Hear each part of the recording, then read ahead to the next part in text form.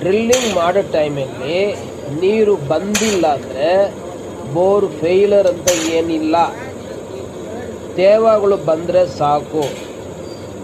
ಅದೇ ಥರ ಚಿಕ್ಕಾಪಟ್ಟ ನೀರು ಬಂದರೆ ಯಾವಾಗಲೂ ಆ ಬೋರ್ ನೀರು ಇರಲ್ಲ,